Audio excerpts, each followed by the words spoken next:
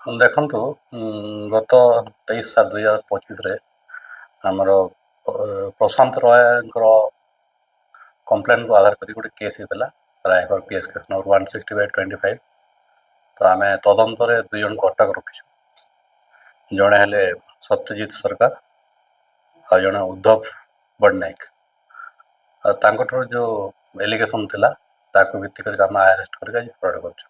ଏଥିରେ ଦଫା ଲାଗିଛି under section 78, 46, 62, 108/3 BNS RW section 67 IT ଆକ୍ଟରେ ଏମାନଙ୍କୁ ଆମେ ଆରେଷ୍ଟ କରିକି ଫରୱାର୍ଡ଼ କରୁଛୁ।